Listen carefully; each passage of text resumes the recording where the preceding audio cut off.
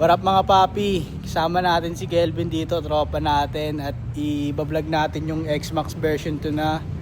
Ano yung mga piyesang nakakabit sa kanya, syempre alamin natin magkano na nagastos nito. Tsaka ano, bakit ba siya nag-X-Max?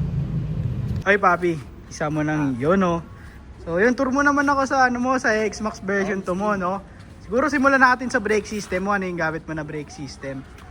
Bali sa pangtaas ko kasi stock pa to hindi ko pa nabibilihan. Dito tayo sa caliper. Front caliper natin, Brembo Stalema. Mga fittings na rin yan. Then kamoy sa disc, RSB sa front shock.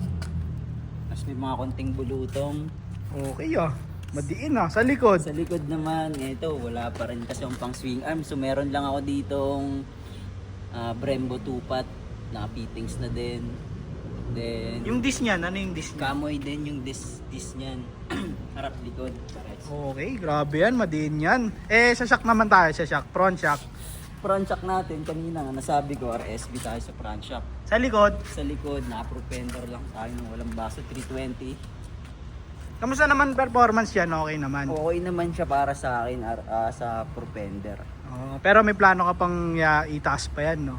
Upgrade pa. Upgrade kung sunod siguro, Collins. Yun, all-ins, abangan nyo, mag-all-ins yan. Sa pipe natin, na yung gamit natin na pipe dito. Naka-atom full titanium tayo na pipe Gen 3. Mukhang mamahalin yan. Magkano yan, papi? Sa brand nyo kasi siguro around 43. Aray ko! Ganun siguro. Parang isang motor na to, Grabe. Eto, upuan mo. Naka super flat seat ka. Hindi ka ba nahirapan dyan?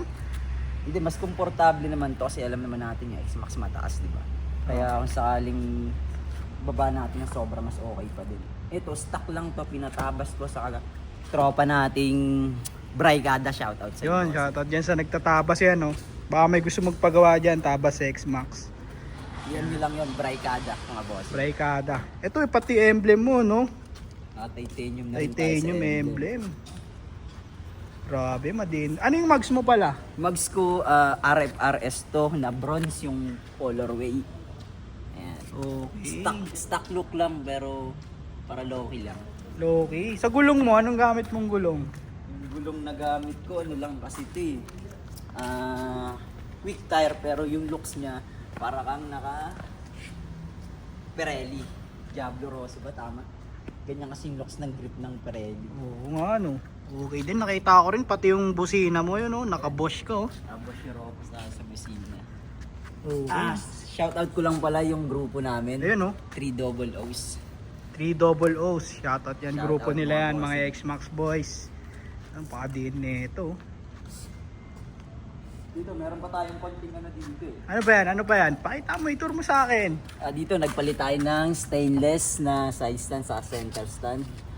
Pulley cover, black diamond, tapos may mga konti ding bulutong na GR5, flat airbox, carbon. Ano to? Magkano to? Magkano tong ganyang cover ng Yung CVT? ganito siguro, abutin ka ng 3 plus, around 3 plus, di sure kung magkano siya nabili. Pero nasa ganun yung range niyan, Makati rin, Makati. 3 plus. Tsaka mas malinis siya tignan, no? Oo. Grabe. Grabe tong X-Max na to, mga papi. Talagang madiin to. Oh.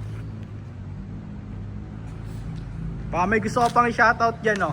Shoutout ako sa mga kagrupo ko dyan, 3 Double O's. Yun. Susunod, motor naman nila, no? Motor naman nila. Yun. Grabe to. X-Max version 2. Soundcheck naman dyan, papi. Baka pwede tayo magpa-soundcheck ng pipe mo.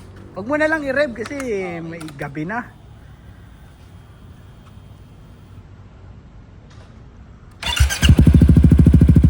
Malutong. Maganda pakinggan.